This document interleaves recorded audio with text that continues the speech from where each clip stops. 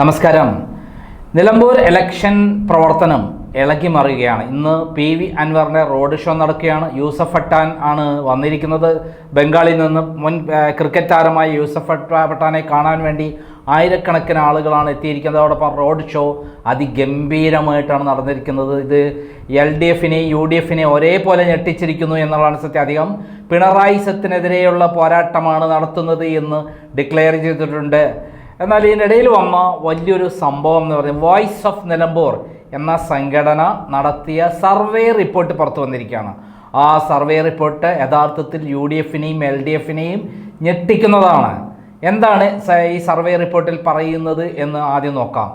അതായത് ഈ survey report പ്രകാരം ആരാണ് വൻ ഭൂരിപക്ഷത്തിന് ജയിക്കുന്നത്, ആരെയാണ് ഞെട്ടിക്കുന്നത് എന്ന് നോക്കാം. ആദ്യം തന്നെ അവർ നടത്തിയിട്ടുള്ള സർവേയിൽ ഈ ഇലക്ഷനിൽ ഏതൊക്കെ തരത്തിൽ നിലമ്പൂർ ഉപതെരഞ്ഞെടുപ്പിലെ ഇലക്ഷനിൽ ഏതൊക്കെ ഘടകങ്ങളാണ് പ്രധാനമായിട്ട് ഉള്ളത് എന്നുള്ളത് പരിശോധിച്ചപ്പോൾ ഈ ഭരണത്തെക്കുറിച്ചുള്ള വികാരം എന്താണ്, ഈ ഭരണത്തെക്കുറിച്ചുള്ള ജനങ്ങളുടെ അഭിപ്രായം എന്താണ് എന്നുള്ള ചോദ്യത്തിന് ഞെട്ടിക്കുന്ന മറുപടിയാണ് കിട്ടിയത്. അതായത് 100 പേരിൽ ഏകദേശം 10,000-ഓളം പേര് 7 പഞ്ചായത്തിലും ഒരു മുനിസിപ്പാലിറ്റിയുമാണ് നിലമ്പൂരിലുള്ളത്.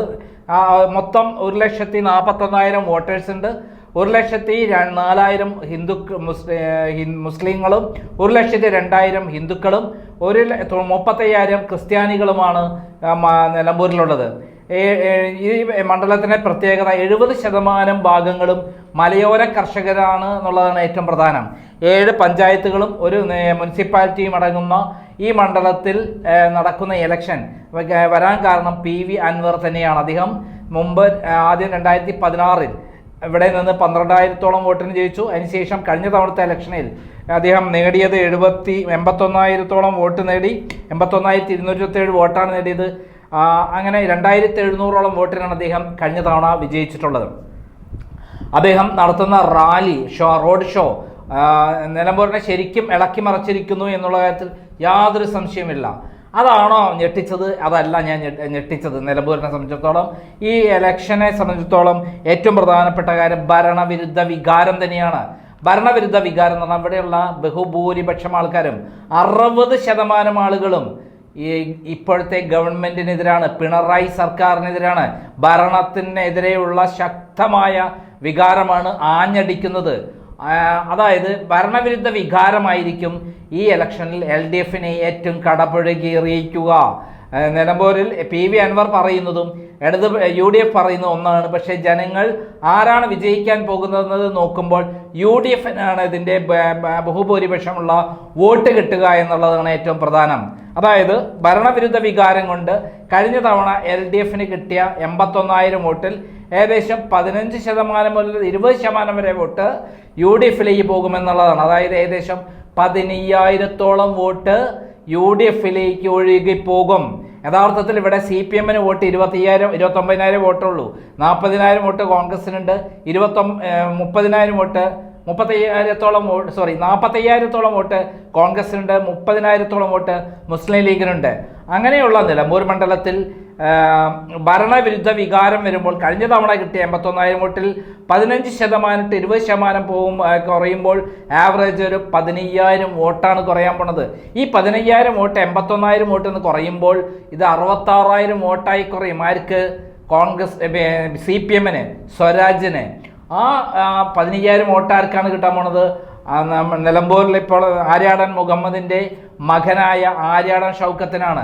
ആര്യാടൻ ഷൗക്കത്തിന് കഴിഞ്ഞ പ്രാവശ്യം UDFന് കിട്ടിയ വോട്ട് 78,527 അങ്ങനെ വരുമ്പോൾ 78,000 കൂടെ 15,000 കൂട്ടുമ്പോൾ ഏകദേശം 93,000 വോട്ടായി മാറും എന്നുള്ളതാണ് ഏറ്റവും പ്രധാനം.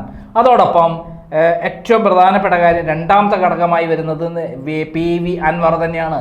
PV അൻവർ ചില്ലറക്കാരനൊന്നുമല്ല. അദ്ദേഹത്തിന് ജനങ്ങളുമായി അടുത്ത ബന്ധമുണ്ട്. നേരത്തെ അദ്ദേഹം ഏറനാട് മണ്ഡലത്തിൽ നിൽക്കുമ്പോൾ 40,000 വോട്ട് ഒറ്റയ്ക്ക് നേടിയിട്ടുണ്ട്. അവിടുത്തെ LDF സ്ഥാനാർത്ഥിക്ക് വെറും 2,000 വോട്ടാണ് കിട്ടിയത്. CPI സ്ഥാനാർത്ഥിക്ക് ഇവിടെ അതിനുശേഷം ലോക്സഭാ മണ്ഡലത്തിൽ ഇലക്ഷൻ നിന്നപ്പോൾ ഈ നിലമ്പൂർ മണ്ഡലത്തിൽ നിന്ന് അദ്ദേഹം 8850 വോട്ട് കിട്ടിയിട്ടുണ്ട്. എന്നാൽ ഇത്തവണ അതല്ല കിട്ടുക. കാരണം 2 തവണ ഇലക്ഷൻ നിന്ന് MLA അദ്ദേഹത്തിന് കിട്ടാൻ അവിടെ ആവറേജ് ഒരു 15000 വോട്ടോളം കിട്ടുമെന്നാണ് കണക്ക്. അതിൽ 13000 വോട്ടും ആവറേജ് 13000 വോട്ടും അതിൻ്റെ ഒരു 10% വോട്ട് മാത്രമേ നിലമ്പൂരിൽ അൻവർ പിടിക്കുന്ന വോട്ടുകളിൽ 10% വോട്ട് മാത്രമേ UDF നിന്ന് പോവുകയുള്ളൂ. എന്നാൽ 90% വോട്ട് LDF എന്നാണ് കിട്ടാൻ പോണത്. അതായത് 66000 വോട്ടിൽ നിന്ന് 13500ഓളം വോട്ട് കുറഞ്ഞു കഴിഞ്ഞാൽ 53000 വോട്ടായി മാറും. എന്നാൽ UDFന് ഗുണമായി കിട്ടുന്ന എന്താണ്? ഗുണമല്ല, ഏകദേശം 1500 വോട്ട് കുറഞ്ഞു പോകും. അതായത് 92,000-93,000 വോട്ടിൽ നിന്ന് 1500 വോട്ട് കുറഞ്ഞാൽ 91,000 വോട്ടായി കുറയുന്ന കൂട്ടാം. 91,000 വോട്ടാകുമ്പോൾ LDFന് എത്ര വോട്ടായി കുറയുമെന്നറിയാമോ? ആവറേജ് അതായത് 53,000 വോട്ടായി കുറയും. അത് 53,000 92,000 നമ്മളെ വ്യത്യാസം എത്രയാണ്? അതായത് 40,000 38,000-ഓളം വോട്ടിൻ്റെ വ്യത്യാസമാണ് വരുന്നത്. ഇത് നമ്മൾ പറയുന്നതല്ല. അവിടുത്തെ വോയിസ് ഓഫ് നിലമ്പൂർ എന്ന് പറഞ്ഞ സംഘടന ഈ മണ്ഡലത്തിലെ 10,000-ഓളം 7 പഞ്ചായത്തുകളിലും അതേപോലെ നിലമ്പൂർ മുനിസിപ്പാലിറ്റി നടത്തിയ 10,000-ഓളം പേരെ അവരുടെ സംഘടനയിലെ ആളുകൾ ജനങ്ങളെ നേരിട്ട് കണ്ട് പല വ്യത്യസ്തമായ ആളുകളെ കണ്ട് വീടുകളിൽ കയറിയും ചന്തകളിൽ ഇറങ്ങിയും മത്സ്യ മാർക്കറ്റിൽ പോയും അല്ലാതെയും ജനങ്ങളുടെ വികാരം മനസ്സിലാക്കി ജനങ്ങളിൽ നിന്ന് കിട്ടിയ വികാരപ്രകാരമാണ് ഈ പറയുന്ന സർവേ ഉണ്ടാക്കിയിരിക്കുന്നത്. അപ്പം നിലമ്പൂരിൽ അൻവർ 15 വോട്ട്, അതിൽ കൂടുതൽ ചിലപ്പോൾ വോട്ട് പിടിച്ചാൽ ദയനീയമായിരിക്കും LDFൻ്റെ തോൽവി എന്നുള്ളതാണ്. അതായത് ഏകദേശം 35,000-ൽ മേലെ വോട്ടിൻ്റെ ഭൂരിപക്ഷം ഈ 2 കാരണങ്ങൾ കൊണ്ട് കിട്ടും. കൂടാതെ ധാരാളം കാരണങ്ങളാണ് LDFനെതിരെ വന്നിരിക്കുന്നത്. അതെ, ഭരണവിരുദ്ധ വികാരം കൊണ്ട് ഉണ്ടെന്ന് കൃത്യമായി ഇന്റലിജൻസ് റിപ്പോർട്ട് നേരത്തെ പറഞ്ഞത്. അതുകൊണ്ടാണ് പിണറായി വിജയന്റെ ഫോട്ടോ അവിടെ സ്വരാജിന്റെ കൂടെയുള്ള ഫോട്ടോ വെക്കാതിരുന്നത്. സ്വരാജിന്റെ കൂടെയുള്ള ഒരൊറ്റ പോസ്റ്ററുകളും പിണറായി വിജയന്റെ ഫോട്ടോ വെക്കാതിരുന്നത് ഭരണവിരുദ്ധ വികാരം പിണറായി വിജയന്റെ ഫോട്ടോ കാണുന്നത് പോലും ജനങ്ങൾക്ക് അറപ്പും വെറുപ്പുമായി പ്രതികാരമായി മാറിയിരിക്കുന്നു എന്നുള്ളത് കൊണ്ടാണ്. അത് കൃത്യമായി പഠിച്ചതുകൊണ്ടാണ് പിണറായി വിജയൻ വെറുക്കപ്പെട്ടവനാണ് എന്നുള്ളത് കൊണ്ട് അവിടെ ഫോട്ടോ വെക്കാത്തത്. അതായത് പോസ്റ്ററിൽ പിണറായി വിജയന്റെ കൂടെ ഫോട്ടോ വെക്കും, അല്ലെ പിണറായി വിജയന്റെ വലിയ ബോർഡുകൾ വെക്കേണ്ടതാണ്. അങ്ങനെയും ഉണ്ടായിട്ടില്ല.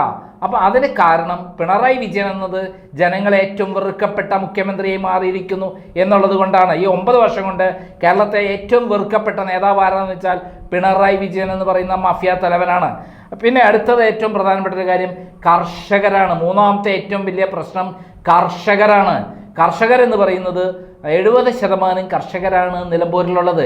7 പഞ്ചായത്തുകളും അതേ മുനിസിപ്പാലിറ്റി പെടുന്ന ഈ സ്ഥലത്തിൻ്റെ ഈ 70% പെട്ട കർഷകരെ കൃത്യമായി ഉന്നം വെച്ചുകൊണ്ടാണ് അവിടെ VD സതീശൻ നേരത്തെ യാത്ര ചെയ്തത്. അതേപോലെ തന്നെ ഈ അടുത്ത ദിവസം അവിടെ ഇതിൽ ഇരയായിട്ടുള്ള വന്യമൃഗങ്ങളുടെ ആക്രമണത്തിനും നഷ്ടത്തിനും ഇരയായിട്ടുള്ള ആളുകളെ ഒന്നിച്ചു കൂട്ടിയ ഒരു UDF ഒരു മീറ്റിംഗ് നടത്തുകയുണ്ടായി. അത് കൃത്യമായിട്ടും അവിടെ വോട്ട് മറയ്ക്കും എന്നുള്ളതാണ്. കൃത്യമായി നല്ലൊരു ശതമാനം വോട്ട് മറയ്ക്കും എന്നുള്ള കാര്യത്തിൽ യാതൊരു സംശയമില്ല. പിന്നെ ഏറ്റവും പ്രധാനപ്പെട്ട കാര്യം BJP വോട്ടിൻ്റെ കാര്യം. BJP വോട്ട് കഴിഞ്ഞ തവണ അവിടെ 8,440 വോട്ടാണ് 2021 കിട്ടിയത്. എന്നാൽ ലോക്സഭാ ഇലക്ഷനിൽ 17,000 വോട്ട് വരെ സുരേന്ദ്രൻ പിടിച്ചിട്ടുണ്ട്. നവ്യ ഹരിദാസ് 12,000 ചില്ലാൻ വോട്ട് കിട്ടിയിട്ടുണ്ട്. നമുക്ക് 8,840 വോട്ട് കിട്ടാം. എന്നാൽ ഈ പ്രാവശ്യം അവിടെ നിൽക്കുന്ന സ്ഥാനാർത്ഥി BJPയുടെ സ്ഥാനാർത്ഥി ഏറ്റവും പ്രധാനപ്പെട്ട കർഷകരുടെ ഭാഗത്തു നിന്ന് വന്ന ആളാണ്, പുതിയ ആളാണ്. അവിടുത്തെ BJPക്കാർക്ക് ഇതൊരു വലിയ എതിർപ്പുണ്ട്. ഇങ്ങനെ ഒരു സ്ഥാനാർത്ഥിയെ നിർത്തിയത് ഞങ്ങൾ ഇത്രയും കാലം വർക്ക് ചെയ്തിട്ട് BJP നിർത്താതെ ഇങ്ങനെ ഒരു ഒരാളെ കൊണ്ടുവന്ന് നിർത്തിയതിൽ വലിയ വിരോധമുണ്ടെന്ന് മാത്രമല്ല അവിടുത്തെ പ്രസിഡന്റ് കെ സുരേന്ദ്രൻ്റെ വലങ്കയ്യാണ്. ഇപ്പോൾ കെ സുരേന്ദ്രനും മുരളീധരനും അതുപോലുള്ള നേതാക്കന്മാരെല്ലാം ഒറ്റക്കെട്ടായി നിന്നുകൊണ്ട് ഇപ്പോഴത്തെ പ്രസിഡന്റായ ബിസിനസ്സുകാരനായ രാജീവ് ചന്ദ്രശേഖരനെതിരാണ്.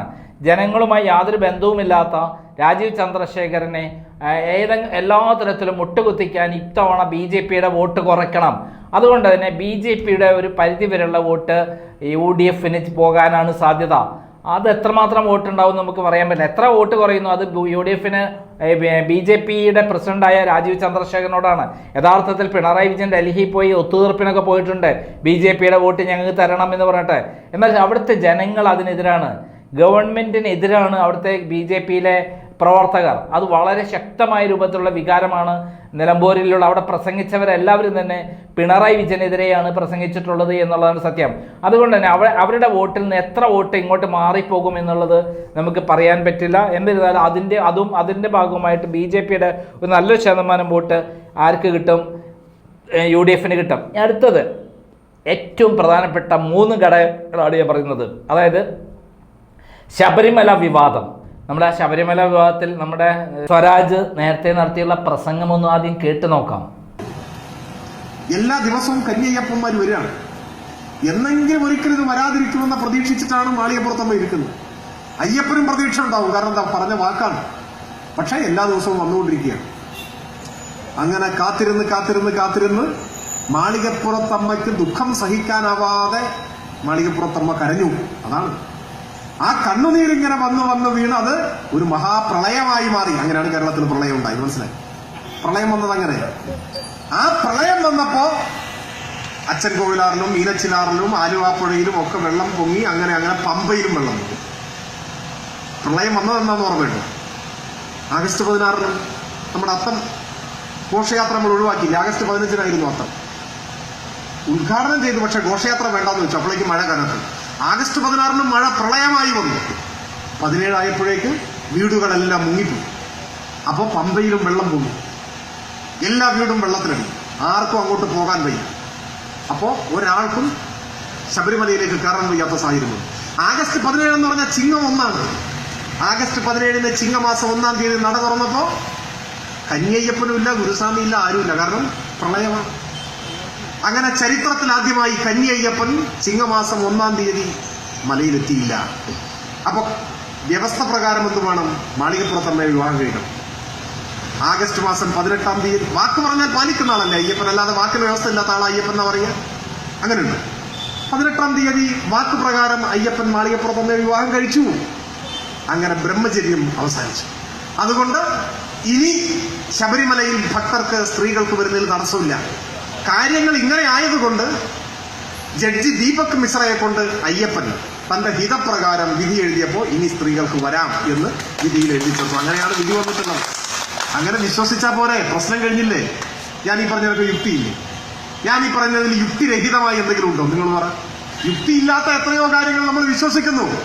സുപ്രീം കോടതിയുടെ വിധി വന്ന പശ്ചാത്തലത്തിൽ ഈ യുക്തിസഹമായ വിശ്വാസത്തെ നമ്മളങ്ങ് സ്വീകരിച്ചാൽ വല്ല പ്രശ്നമുണ്ടോ? കേട്ടല്ലോ, മാളികപ്പുറത്തമ്മ ധർമ്മശാസ്താവിനെ, അതായത് ശ്രീ അയ്യപ്പനെ കല്യാണം കഴിച്ചു എന്ന് പറയുന്ന, അദ്ദേഹം മതവികാരം വ്രണപ്പെടുത്തുന്ന, ഹിന്ദുക്കളുടെ വികാരം വളർത്തുന്ന, വിശ്വാസികളുടെ വികാരം വ്രണപ്പെടുത്തുന്ന പ്രസംഗം നടത്തിയിട്ടുള്ള, നിന്ദ്യമായിട്ടുള്ള പ്രസംഗം നടത്തിയിട്ടുള്ള ഒരാളായിട്ടാണ് കാണുന്നത്. അതുകൊണ്ട് വിശ്വാസികളുടെ വോട്ട് നല്ലൊരു ശതമാനം സ്വരാജിനെതിരാണ്. കൃത്യമായി പറഞ്ഞാൽ സ്വരാജിന് ഏറ്റവും വെറുക്കപ്പെട്ടവനായിട്ടാണ് വിശ്വാസികൾ കാണുന്നത്. എന്തുകൊണ്ടാണോ തൃപ്പൂണിത്തുറയിൽ തോൽക്കാൻ ഒരു കാരണമായി തീർന്നുള്ള അയ്യപ്പനും, അതേപോലെ മാളികപ്പുറത്തമ്മയും, അതേപോലെ അവിടെ 10 വയസ്സിന് 50 വയസ്സിനിടയിലുള്ള സ്ത്രീകളെ ആംബുലൻസിൽ കയറ്റി കറുപ്പ് വേഷം ധരിപ്പിച്ച് ധർമ്മശാസ്താവിൻ്റെ മുന്നിലെത്തിച്ചത്, അതുവഴി ആചാരലംഘനം നടത്തി അതിനെ മുന്നിൽ നിന്ന ആളാണ് സ്വരാജ്. അങ്ങനെയുള്ള സ്വരാജിനെ തോൽപ്പിക്കാനുള്ള ഏറ്റവും നല്ല അവസരമായിട്ടാണ് അവിടുത്തെ ജനങ്ങൾ കരുതുന്നത്, പ്രത്യേകിച്ചും വിശ്വാസികൾ. ആ വിശ്വാസികളെ വോട്ട് തീർച്ചയായും നമ്മുടെ സ്വരാജിന് എതിരായി തീരുന്നു എന്നുള്ളതാണ് മറ്റൊരു വശം. മറ്റൊരു വശം കൂടെ വോയിസ് ഇവർ കണ്ടെത്തിയിട്ടുള്ളത്, ഏറ്റവും പ്രധാനപ്പെട്ട ഒരു കാര്യം എന്താണെന്ന് അറിയാമോ? ഈ നമ്മുടെ ശിവനെതിരെ, പാർവതിക്കെതിരെ എറണാകുളത്ത് നമ്മുടെ സ്വരാജ് നടത്തിയുള്ള പ്രസംഗം. ആ പ്രസംഗം കൂടി ഒന്ന് കേൾക്കാം. ശിവസേന എന്ന പേര് പറഞ്ഞാൽ ശിവന്റെ സേന എന്ന് വേണം മനസ്സിലാക്കാൻ. അങ്ങനെ ആയിരിക്കുമെന്ന് ഞാൻ കരുതുകയാണ്. അപ്പൊ ശിവനെ സംബന്ധിച്ച് പറഞ്ഞാൽ നമ്മളെല്ലാം അറിവിൽപ്പെട്ടിടത്തോളം ശിവന്റെ ചിത്രമൊക്കെ കാണുമ്പോൾ തന്നെ അടുത്ത പാർവതി ഉണ്ടാവും. പാർവതി ഇല്ലാതൊരു ശിവനുണ്ട്. ശിവപാർവതി സങ്കല്പം എന്നൊരു സങ്കല്പം തന്നെ. അപ്പോ ഈ ശിവസേനക്കാരൻ ഈ പറയപ്പെടുന്ന ശിവനും പാർവതിയുള്ള സ്ഥലത്തെങ്ങനെ പോയ എന്തായിരിക്കും ശിവന്റെ പാർവതിയുടെ സ്ഥിതി? ശിവസേനക്കാരന്റെ തല്ലുകൊണ്ട് ഓടേണ്ടതായിട്ട് വരൂലേ? മറൈൻ ഡ്രൈവിലെ യുവതി യുവാക്കൾക്ക് നേരെ വടിയെടുക്കുന്ന ശിവസേനക്കാരൻ എങ്ങനെയാണെങ്കിൽ ആദ്യം പോയിട്ട് ശിവനും പാർവതിക്കും 2 കൊടുക്കട്ടെ, എന്നിട്ട് മറൈൻ ഡ്രൈവിലേക്ക് വരട്ടെ. അപ്പൊ ഇത് എന്ത് എവിടുത്തെ സേനയാണ്? ഏത് ശിവസേനയാണിത്? ശിവസേനക്ക് ശിവനെയും അറിയില്ല, പാർവതിയെയും അറിയില്ല. ശിവന്റെ മുടിക്കെട്ടിനുള്ളിൽ മറ്റേ നമ്മുടെ കക്ഷിയുണ്ട്, ഗംഗാദേവി, 2 വടിയെടുക്കണ്ടേ അവിടെ? ഇവിടെ ഭാര്യയും ഭർത്താവും കൂടി മറൈൻ ഡ്രൈവിൽ വന്നിരിക്കുമ്പോൾ അവരെ അടിക്കുകയാണ്. ദമ്പതിമാരായിട്ട് വന്നവർ, സുഹൃത്തുക്കളായിട്ട് വന്നിട്ടുള്ളവർ, ആണും പെണ്ണും സംസാരിച്ചു കഴിഞ്ഞാൽ ആകാശം ഇടിഞ്ഞു വീഴും. അത്ര ദുർബലമാണോ നമ്മുടെ ആകാശം? എന്നാൽ ആ പുല്ലം ഇടിഞ്ഞു വീഴട്ടെ എന്ന് ചിന്തിക്കുന്നവരാണ് ഡിവൈഎഫ്ഐ. അതല്ലാതെ ഏതെങ്കിലും ഒരു സ്ത്രീയും പുരുഷനും സംസാരിച്ചാൽ, അവർ ഭക്ഷണം കഴിച്ചാൽ, അവർ യാത്ര ചെയ്താൽ, അവർ ഒരുമിച്ചിരുന്നാൽ അവിടെ വടിയും ഗതയുമെല്ലാമായി ചാടി വീഴുന്ന ശിവസേന ഉണ്ടെങ്കിൽ ഓർത്തോളണം, അത്തരമൊരു ശിവസേനയെ നിലക്ക് നിർത്താനും പിടിച്ചുകെട്ടാനും വേണ്ടിവന്നാൽ കൈകാര്യം ചെയ്യാനും ഒരു മടിയുമില്ലാത്ത സംഘടനയാണ് ഡിവൈഎഫ്. കേട്ടല്ലോ, അതെ, ശിവനെയും പാർവതിനെയും വളരെ നിന്ദ്യമായ രൂപത്തിൽ അശ്ലീലപരമായിട്ട് പറഞ്ഞിട്ടുള്ള ഒരാളാണ് ഈ പറയുന്ന സ്വരാജ്. അതായത് ഹിന്ദു ദൈവങ്ങളെ തെരഞ്ഞുപിടിച്ച അശ്ലീലപരമായി സംഭാഷണം നടത്തുക, അവരെ വളരെ ആചാരങ്ങൾ ലംഘിച്ചുകൊണ്ട് അമ്പലങ്ങളിൽ കയറ്റാൻ ശ്രമിക്കുക, അങ്ങനെ ആ തരത്തിൽ സ്വരാജ് നടത്തിയിട്ടുള്ള വിപ്ലവങ്ങൾ അത് സ്വരാജിന് വലിയ തോതിൽ തിരിച്ചടിക്കും. നമുക്കറിയാം, പിന്നീട് മാർക്സിസ്റ്റ് പാർട്ടി വീടുകൾ കയറി മാപ്പേ എന്ന് പറഞ്ഞ് കയറിയിരുന്നു.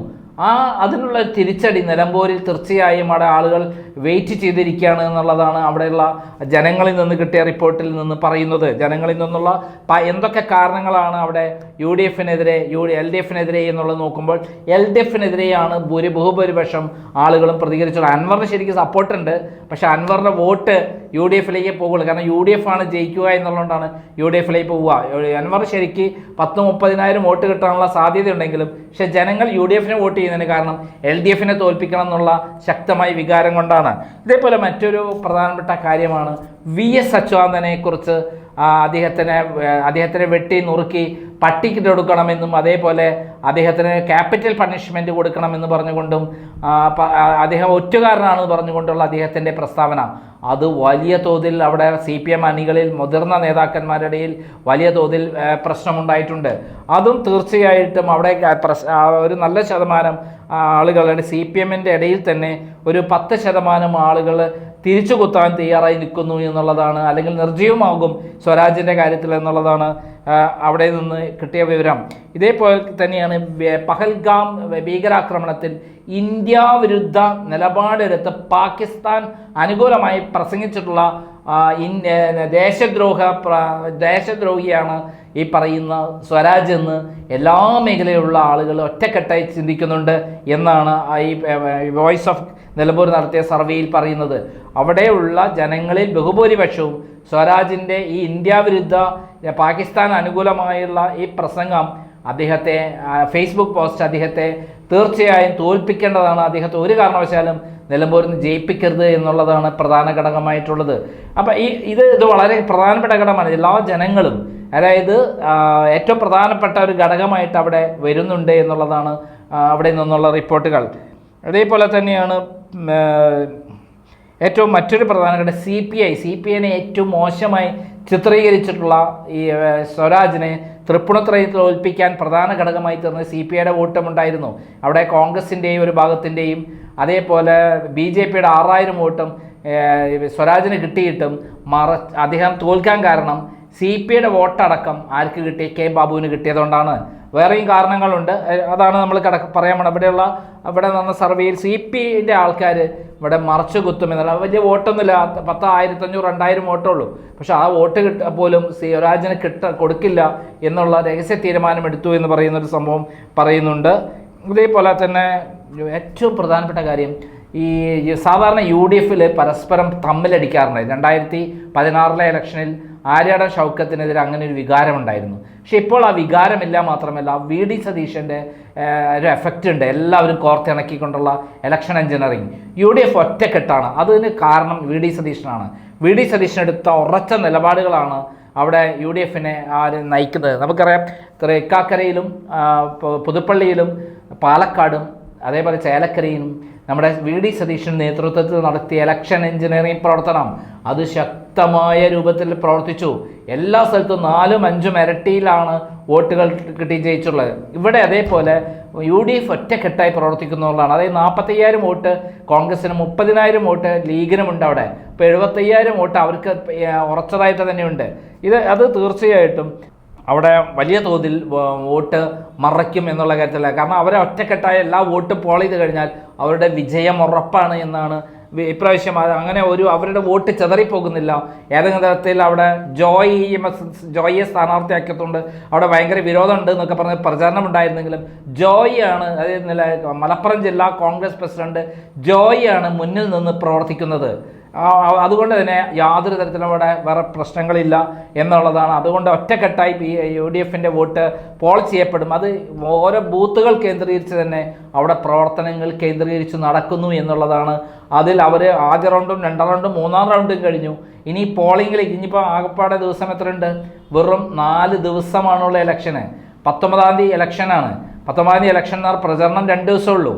ഈ 2 ദിവസം കൊണ്ട് പ്രചരണം നടക്കുമ്പോൾ പൂർണ്ണമായിട്ടുള്ള ഒരു ഒഴുക്ക് അവിടെ ഉണ്ടാകുമെന്നുള്ളതാണ് തന്നെയാണ്. ഒറ്റ വോട്ടും അങ്ങോട്ടും ഇങ്ങോട്ടും ചെതറിപ്പോകാതെ എല്ലാ വോട്ടും പോൾ ചെയ്യിക്കാനുള്ള ശക്തമായ പ്രവർത്തനമാണ് അവിടെ UDFിൻ്റെ ഭാഗത്തു നിന്ന് നടക്കുന്നത്. പിന്നെ ഏറ്റവും പ്രധാനപ്പെട്ട കാര്യം അത് ഈ ആളുകളോട് പെരുമാറുന്ന രീതി. ആര്യാടൻ ഷൗക്കത്ത് എന്ന് പറയുന്നത് നിലമ്പൂർ മണ്ഡലത്തിലെ സ്ഥാനാർത്ഥിയാണ്. അദ്ദേഹം ഏത് സമയത്തും ഏത് രാത്രിയും ഏത് പകലും അവിടെ ഏത് ആളുകളോടൊപ്പം എന്നൊരു പ്രശ്നമുണ്ടായാലും ഓടി ചെല്ലാൻ തയ്യാറുള്ള ഒരാളാണ് നമ്മുടെ ആര്യാടൻ ഷൗക്കത്ത്. ആര്യാടൻ ഷൗക്കത്ത് ഏത് സമയത്തും എന്തിനും തയ്യാറായി ഓടി ചെല്ലുന്ന ഒരാളാണ്. അപ്പോൾ അതേസമയം സ്വരാജ് തൃപ്പൂണിത്തുറയിൽ തോൽക്കാൻ തന്നെ കാരണം എന്താ? അദ്ദേഹം ജനങ്ങളുമായി യാതൊരു ബന്ധവുമില്ല. അതേ സമയത്ത് അദ്ദേഹം ഏതോ ബുദ്ധിജീവിയാണ്, സാഹിത്യകാരനാണ്, എഴുത്തുകാരനാണെന്ന് പറഞ്ഞിട്ട് അദ്ദേഹം ചാമ്പറിൽ ഇരുന്നു കൊണ്ട് AC റൂമിൽ ഇരുന്നു കൊണ്ട് വിപ്ലവം പ്രസംഗിക്കുന്ന ഒരാളാണ്. ജനങ്ങളുമായി യാതൊരു ബന്ധവുമില്ലാത്ത ഒരാളാണ്. VS അച്യുതാനന്ദൻ ഒറ്റുകാരനെന്നും VS അച്യുതാനന്ദനെ പട്ടിക്കിട്ട് കൊടുക്കണമെന്നും പട്ടിക്കിട്ട് കൊടുക്കണമെന്നും അതേപോലെ അദ്ദേഹത്തിന് ക്യാപിറ്റൽ പണിഷ്മെൻറ്റ് കൊടുക്കണമെന്നൊക്കെ പറഞ്ഞ് CPM അണികളിൽ പോലും വെറുക്കപ്പെട്ട ഒരു നേതാവാണെന്ന് മാത്രമല്ല ജനങ്ങളുമായിട്ട് യാതൊരു അടുപ്പവുമില്ല. അഹങ്കാരിയാണ്, ധിക്കാരിയാണ്. അങ്ങനെ ഒരാളെ ഒരു കാരണവശാലും നിലമ്പൂരുകാർക്ക് വേണ്ട എന്നുള്ളതാണ് ഇത് ഏറ്റവും ഉദാഹരണം. പബ്ലിസിറ്റി കിട്ടാൻ എന്തും ചെയ്യുന്നുള്ള ഒരാളാണ് അദ്ദേഹം. കവളപ്പാറയിൽ അവിടെ ഉരുൾപൊട്ടലുണ്ടായപ്പോൾ ആളുകൾ മരിച്ച് അവിടെ വലിയ ദുരന്തം ഉണ്ടായപ്പോൾ അവിടെ തിരിഞ്ഞു നോക്കിയില്ല. എന്നാൽ ഒരു മാസം കഴിഞ്ഞിട്ട് അദ്ദേഹം ഫോട്ടോ എടുക്കാൻ വേണ്ടി വന്നു. അവിടെ പോയി സന്ദർശിച്ച് ഫോട്ടോ എടുത്ത് അദ്ദേഹം ഇറങ്ങിപ്പോയി. പിന്നെ യാതൊരു ബന്ധവുമില്ല. നിലമ്പൂരുമായിട്ട് യാതൊരു ബന്ധവുമില്ലാത്ത വർഷങ്ങൾക്ക് മുമ്പ് നിലമ്പൂരിൽ നിന്ന് വിട്ട് തൃപ്പൂണിത്തുറയിൽ താമസിക്കുന്ന ഒരാളാണ് അദ്ദേഹം. തൃപ്പൂണിത്തുറക്കാരനാണെന്നാണ് അദ്ദേഹം പറഞ്ഞിട്ടുള്ളത്. ഞാൻ തൃപ്പൂണിത്തുറയിലാണ് താമസിക്കുന്നത്, തൃപ്പൂണിത്തുറ മണ്ഡലത്തിലാണ്, ഈ തൃപ്പൂണിത്തുറക്കാരനാണ് ഞാൻ എന്ന് പറഞ്ഞത്. അദ്ദേഹം എങ്ങനെ ഇറക്കുമതി ചെയ്യപ്പെട്ട ഒരു സ്ഥാനാർത്ഥി എങ്ങനെ നിലമ്പൂർക്കാരനാവും? അദ്ദേഹം ഇലക്ഷൻ കഴിഞ്ഞ് അവിടെ സ്ഥലം വിടും, ജനങ്ങളുമായി യാതൊരു ബന്ധമില്ല.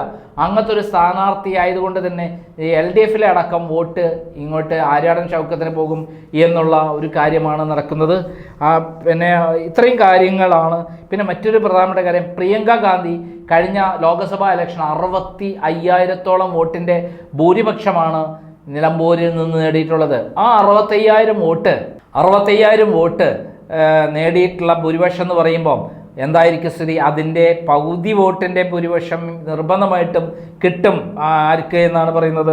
ഈ ആര്യാടൻ ഷൗക്കത്തിന് കിട്ടുമെന്നാണ് വോയിസ് ഓഫ് നിലമ്പൂരിൻ്റെ ഈ സർവേയിൽ പറയുന്നത്. അതായത് പ്രിയങ്ക ഗാന്ധി ഇലക്ഷൻ പ്രചരണത്തിന് എത്തുന്നുണ്ടെന്ന്, എത്തിക്കഴിഞ്ഞാൽ അവിടെ ഒരു ഒഴുക്ക് തന്നെ UDFിന് അനുകൂലമായി പോകും. UDFിലേക്ക് ഒരു ഒഴുക്ക് കംപ്ലീറ്റ് നിലമ്പൂരിനെ അട്ടിമറിച്ചുകൊണ്ട് ഒരു ഒഴുക്ക് തന്നെ ഉണ്ടാകും എന്നുള്ളതാണ് ഏറ്റവും പ്രധാനമായിട്ട്. ഇപ്പം അവിടെ മഴ തിമിർത്ത് പെയ്യാണ്. മഴ എത്രമാത്രം 5 ദിവസം വലിയ മഴയാണ്. അത് എത്രമാത്രം ഇലക്ഷന് വോട്ടിങ്ങിനെ ബാധിക്കുമെന്നൊന്നും നമുക്കറിയില്ല. പക്ഷെ അവിടെ ജനങ്ങൾ പ്രിപ്പയർഡാണ് വോട്ട് ചെയ്ത് പിണറായി വിജയനെതിരെ, സ്വരാജിനെതിരെ വോട്ട് ചെയ്തത്. പിന്നെ ഏറ്റവും അവസാനത്തെ ഏറ്റവും നെഗറ്റീവായിട്ടുള്ള ഘടകം എന്ന് പറയുന്ന വോയിസ് ഓഫ് നിലമ്പൂർ പറഞ്ഞു, പിണറായി വിജയൻ വന്ന് അവിടെ പ്രസംഗിച്ചതോടെ പിണറായിസത്തെക്കുറിച്ചും അതേപോലെ പിണറായി ഗവൺമെൻറ്റിൻ്റെ നിയമവിരുദ്ധമായുള്ള അവരുടെ ജനവിരുദ്ധമായ നയങ്ങൾക്കെതിരെയുമുള്ള പ്രചരണമായി മാറി ഇടതുപക്ഷത്തിനെതിരെ ശക്തമായി പ്രചരിപ്പിക്കാൻ അത് കഴിഞ്ഞു. ഏറ്റവും അവസാനത്തെ ഒരു സംഭവം എന്ന് പറയുന്നത് PV അൻവർ ആര്യാടൻ ഷൗക്കത്തിനെതിരെ മോശമായി പറഞ്ഞ വാചകങ്ങൾ പിൻവലിക്കണം, എന്നാൽ മാത്രമേ യു ഡി എഫിലേക്ക് വരാൻ പറ്റുകയുള്ളൂ എന്ന് പറഞ്ഞ് എടുത്ത തീരുമാനം, വി ഡി സതീശൻ്റെ ആ ഉറച്ച തീരുമാനവും വി ഡി സതീശൻ്റെ നേതൃത്വത്തിലുള്ള അവിടെ ഇലക്ഷൻ എഞ്ചിനീയറിംഗ് പ്രവർത്തനവും ഈ ഇലക്ഷനിൽ ശക്തമായ രൂപത്തിൽ ഒറ്റക്കെട്ടായി വോട്ട് ഓരോ ബൂത്തിലും കൃത്യമായി വോട്ട് ചെയ്യിക്കാൻ യു ഡി എഫിനെ സന്നദ്ധരാക്കിയിരിക്കുന്നു എന്നുള്ളതാണ്. അത് ഈ ഇതിൽ നിന്ന് മനസ്സിലാക്കേണ്ടത് ഏകദേശം 35,000 വോട്ടിന് യു ഡി എഫ് വിജയിക്കുമെന്ന് തന്നെയാണ്. അൻവർ ഒരു പ്രധാന ഘടകം തന്നെയാണ്, പക്ഷെ അദ്ദേഹം വിജയിക്കില്ല. അദ്ദേഹം ചിലപ്പോൾ ഇനിയും വോട്ട് കൂടുതൽ പിടിച്ചാൽ അതും യു ഡി എഫിന് അനുകൂലമായി കിട്ടും. ചിലപ്പോൾ ഇതിനേക്കാളും ഭീകരമായിട്ട് പ്രിയങ്ക ഗാന്ധി നേടിയ വോട്ടാണ് ചിലപ്പോൾ അത്രയും ഭൂരിപക്ഷം വരെ ആർക്ക് കിട്ടാൻ സാധ്യതയുണ്ട്, യു ഡി എഫിന് കിട്ടാൻ സാധ്യതയുണ്ട്, ആര്യാടൻ ഷൗക്കത്തിന് കിട്ടാൻ സാധ്യതയാണ്. അത്രയും ജനവിരുദ്ധ വികാരം തന്നെയാണ് പല കാരണങ്ങൾ 13-14 കാരണം കൊണ്ട് അവിടെ നേടാൻ പോകുന്നത്. ഇനി ഏറ്റവും പ്രധാനപ്പെട്ട ഒരു കാര്യം കൂടി ഉണ്ട്. ആശാ വർക്കർമാർ അവിടെ ഇറങ്ങി പ്രവർത്തിച്ചത് വഴി സ്ത്രീകളുടെ വോട്ട്, പാവപ്പെട്ട സ്ത്രീകൾക്ക്, ആശാ വർക്കർമാർക്ക് ഒരു 232 രൂപ മാത്രമാണ് ഒരു ദിവസക്കൂലി. അവർക്ക് ഒരു 700 രൂപ കൊടുക്കണം എന്ന് പറഞ്ഞാൽ ഒരു മണ്ണാങ്കട്ടയും ചെയ്യാതെ പിണറായി വിജയൻ അവരെ അധിക്ഷേപിക്കുകയും 4 മാസമായി അവർ സമരം നടത്തുകയാണ്. അത് അവരെ ഇറങ്ങി പ്രവർത്തിച്ചതോടെ വലിയൊരു ശതമാനം വോട്ട് അതിന് വഴിക്കും യു ഡി എഫിനെതിരായി തീരുന്നു, യു ഡി എഫിന് അനുകൂലമായി തീരുന്നു എന്നുള്ളതാണ്. അവർക്ക് ഏറ്റവും അധികം ആരാൾക്കാണോ വോട്ട് കൂടുതൽ കിട്ടുന്നത്, വിജയിപ്പിക്കേണ്ടത്, അത് വിജയിക്കാൻ സാധ്യതയുള്ള യു ഡി എഫ് ആണ്. ആ വോട്ടും സ്ത്രീകളെ വോട്ടും ഒറ്റക്കെട്ടായി യു ഡി എഫിന് അനുകൂലമായി തീരുമെന്നാണ് വോയിസ് ഓഫ് നിലമ്പൂർ ഇന്ന് അവരുടെ സർവേ റിപ്പോർട്ട്, ഇന്ന് കിട്ടിയ സർവേ റിപ്പോർട്ട് പറയുന്നത്. അവർ പറയുന്നത് 35,000 വോട്ടിന് യു ഡി എഫ് വിജയിക്കും. ഇത് തീർച്ചയായും യു ഡി എഫിനെ തന്നെ ഞെട്ടിക്കുന്നതാണ്, എൽ ഡി എഫിനെ ഞെട്ടിക്കുന്നതാണ്, പി വി അൻവറിനെ സംബന്ധിച്ച് സന്തോഷിപ്പിക്കുന്നതാണ്. പിന്നെ SDPIക്ക് കഴിഞ്ഞ വർഷം കിട്ടിയ വോട്ട് അതേപടി കിട്ടും. 3,500 വോട്ടാണ് കിട്ടിയിട്ടുള്ളത്. 500 വോട്ടാണ് കഴിഞ്ഞ വർഷം കിട്ടിയിട്ടുള്ളത്. അത് ഇത്തവണ 4,500 വോട്ടാണ് കിട്ടിയത്. അത് അതേപടി കിട്ടും. വേറെ അങ്ങോട്ടും വോട്ടുകളൊന്നും ചെതറിപ്പോകില്ല. ഈ റിസൾട്ട് പറയുന്ന വോയിസ് ഓഫ് നിലമ്പൂരിൻ്റെ സർവേ റിപ്പോർട്ട് കൃത്യമായി വരികയാണെങ്കിൽ ഇത് വലിയ വലിയ വലിയ പരാജയമായിരിക്കും. പിണറായി വിജയൻ്റെ അന്ത്യം കുറിക്കുന്ന, അവരുടെ ഭരണത്തിന് അന്ത്യം കുറിക്കുന്ന വി ഡി സതീശൻ പറയുന്ന പോലെ അടുത്ത ഇലക്ഷനിൽ 100 സീറ്റിലധികം യു ഡി എഫ് വിജയിക്കുമെന്നുള്ളതിൻ്റെ ആദ്യത്തെ തുടക്കമായിരിക്കും. ഇത് മാത്രമല്ല വി ഡി സതീശൻ നാളെ ആരും ചോദ്യം ചെയ്യപ്പെടാനാവാത്ത രൂപത്തിൽ യു ഡി എഫിൻ്റെ അനിഷേധ്യ നേതാവായി മാറും എന്നുള്ള കാര്യവും സംശയമില്ലാതെ തെളിയിക്കുന്നതായിരിക്കും. എന്തായാലും ഈ ഇലക്ഷൻ വളരെ പ്രധാനപ്പെട്ടതാണ് യു ഡി എഫിനെ സംബന്ധിച്ചിടത്തോളം. എൽ ഡി എഫിനെ സംബന്ധിച്ചിടത്തോളം ഇത് പൊട്ടിത്തകരുകയാണെങ്കിൽ പിണറായിസത്തിൻ്റെ അന്ത്യം കുറിക്കുന്ന, അവസാനത്തെ ആണിയെ അടിക്കുന്ന ഒരു ഇലക്ഷനായിരിക്കും ഇത് എന്നുള്ള കാര്യത്തിൽ സംശയമില്ല.